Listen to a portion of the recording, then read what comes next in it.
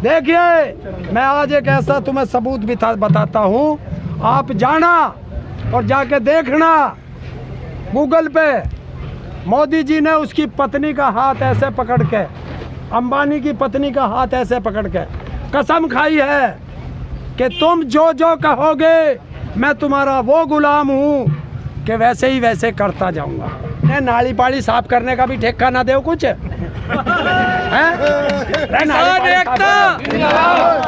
अच्छा, वो प्रधानमंत्री आप नाली साफ करवा रहे हैं उनसे? कौन कह रहा प्रधानमंत्री? नरेंद्र मोदी तो प्रधानमंत्री है ना? उसने ये कही है मैं चौकीदार हूँ। बिल्कुल सीधी कॉल है कि जिस दिन जत्थेदार डेट रख देंगे ये ट्रैक्टर सीधा संसद भवन जाएगा। आज ब्रेक है कि नहीं?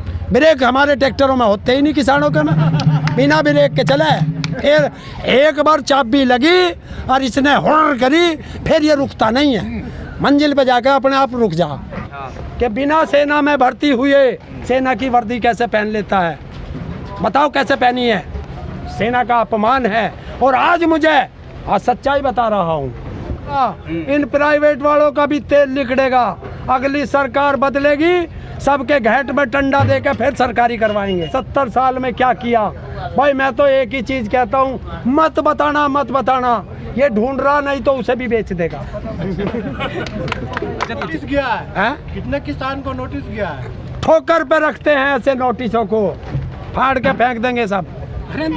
सरकार नहीं, सरकार का बाप भी सुनेगा जब किसान चलेगा। 26 जनवरी पे भी नहीं कह सकते। और संसद हमारे इनके बाप की है। संसद में चुन के जितने भेजे हमने भेजे। चौकीदार होगा मालिक तो अपने आप आ जाएंगे। आरएसएस पे बैन लगाया था, उसी का इन्होंने बदला लेने के लिए, सरदार पटेल का अपमान करने के लिए सरदार पटेल स्टेडियम का नाम मोदी कर दिया। प्रधानमंत्री जो अपने जीते जी अपने नाम भारत की संपत्ति कर रहा है। वो तो कह रहे निजीकरण से फायदा होगा आपको। है? निजीकरण से फायदा होगा आपको? बता क्या होगा? आई डबल हो जाएगी। तो संसद का सबसे पहले निजीकरण करो। अच्छा, हाँ बिल्कुल करो। तो सरकारी है वो कैसे कर दोगे? नहीं, अच्छा तो फिर मेरा वही डायलॉग लगे। कौन सा? हमारा कुत्ता इनका कुत्ता टॉमी। अच्छा, बिल्कुल। इसलिए है ना कि वो उसका खर्चा होता है टॉमी में। क्या में खर्चा नहीं होता तो ऐसे पल जाता। क्या होता है? देखो हमारे देश का दुर्भाग्य है कि जो कंपनी सरकार के खाते में चलती है वो घाटे में चलती है, और वही कंपनी घाटे वाली प्राइवेट में जाते ही मुनाफे में चली जा।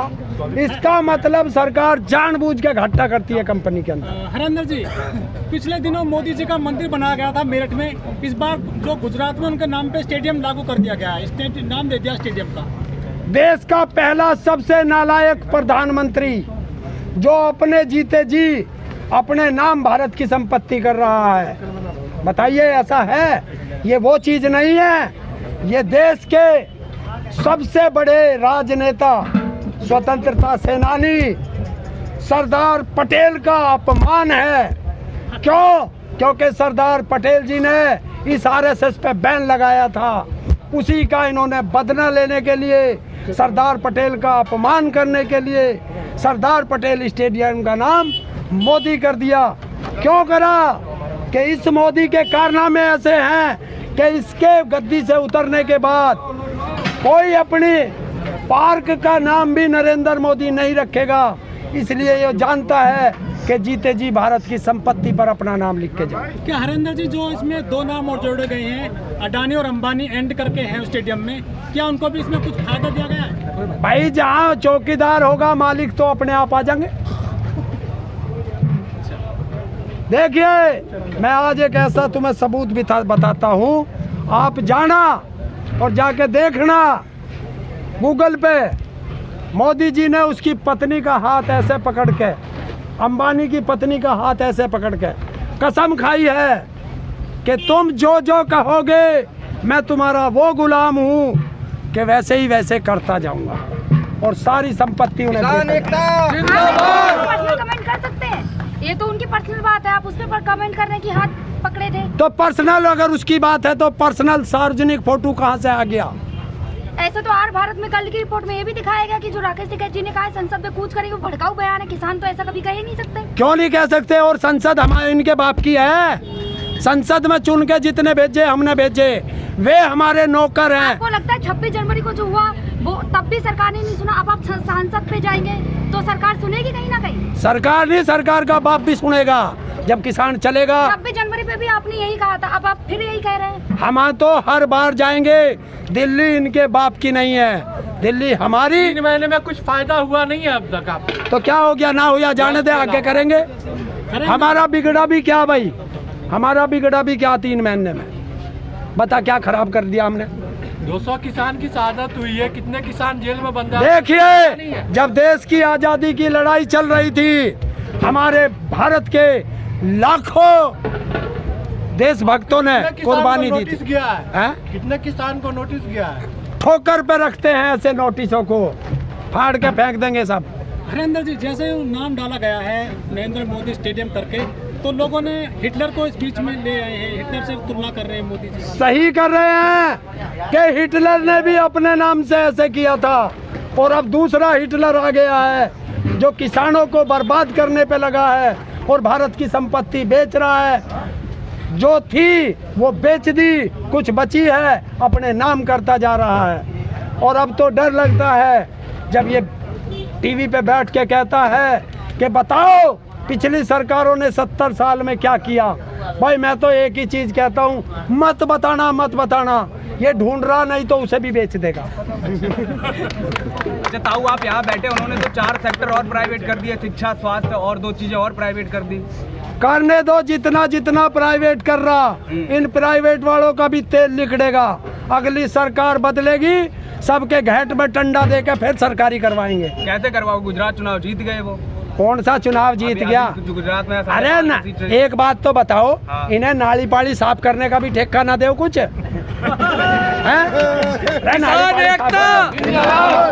अच्छा, वो प्रधानमंत्री, आप नाली साफ करवा रहे हैं उनसे? कौन कह रहा प्रधानमंत्री? नरेंद्र मोदी तो प्रधानमंत्री है ना? उसने ये कही है मैं चौकीदार हूँ, और चौकीदार की कहने चौकी को तो वो कुछ भी कहते हैं तो प्रधानमंत्री। अरे मैंने थोड़ा ही कही, उसने खुद ने कही। मैं जब ही कह रहा हूँ कि दुनिया का सबसे झूठा आदमी है।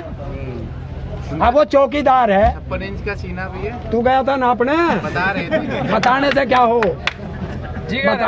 बताने से तो बताया गया है कि घर में चोरी करके भगा था। बता क्या क्या? अरे ये यहाँ तार लगा रखे भाई, यहाँ दिखाते हो 56 इंच के सीने को, ये तार की जरूरत थी मेरी यहाँ। अब देखो इनका एक नया नाम के दाढ़ी से, ऐसे ऐसे कुत्ते हैं यहाँ पत्रकार के दाढ़ी से, नरेंद्र मोदी की दाढ़ी से पाकिस्तान डर गया कहिए। फिर ऐसी की तैसी मरा रहा, वहाँ से हमारी सारी सेना मरवा रहा। खुद ही से ही खड़ा कर दो वहाँ से पाकिस्तान के बॉर्डर पे। अरे यो नहीं सोचता कि पाकिस्तान में तो सारे ही दाढ़ी वाले। ताऊ को सम्मान किसी का करे ना करे, लेकिन सेना का तो सम्मान करते हैं। देखो कौन करता है? नरेंद्र मोदी देश का सबसे बड़ा गद्दार है। बताइए कि बिना सेना में भर्ती हुए सेना की वर्दी कैसे पहन लेता है? बताओ कैसे पहनी है? सेना का अपमान है। और आज मुझे सच्चाई बता रहा हूँ, जो ये चितकबरी सी वर्दी में जवान है ना, CRPF CISF जो है, वो मुझे मिले कि उन्होंने मेरे से कहा कि ताऊ आज जब मीडिया मिले तो एक नसीहत भारत के प्रधानमंत्री को और रक्षा मंत्री को और गृह मंत्री को भी देना कि हमारा DA अभी तक नहीं दिया, रोक के रखा हुआ है। ये है सेना का सम्मान।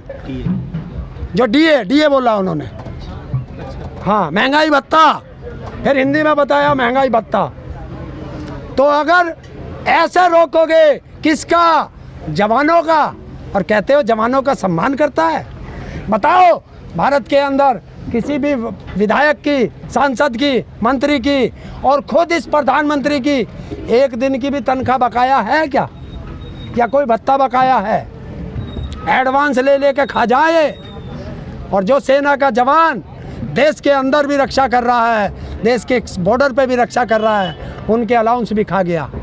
लेकिन भाजपा के नुमाइंदे कहते हैं कि मोदी जी 18 घंटे काम करते हैं देश की खातिर। 18 घंटे देश की खातिर नहीं करता, देश में ढूंढता है कि कौन सी संपत्ति बची है जो कल को बेचनी है। किसान हो गया। लेकिन उन्होंने तो कहा था मैं देश नहीं बिकने दूंगा, देश नहीं झुकने दूंगा, आप कह रहे हैं बेचने की बात। देखिए उनका नारा था कि सौगंध मुझे इस मिट्टी की, मैं देश नहीं बिकने दूंगा। और फिर आज क्या कहता है, सौगंध मुझे इस मिट्टी की, एक एक करके सारा खुद ही बेच के जाऊंगा। आओ तो ट्रैक्टर पे बैठे हुए लेके चले जाइए पीएमओ है विरोध कर रहे हैं। देखिए ये पत्रकारों की गलत भाषा है। पहले भी लोगों ने ऐसे ही कह के लाल किला बता दिया था।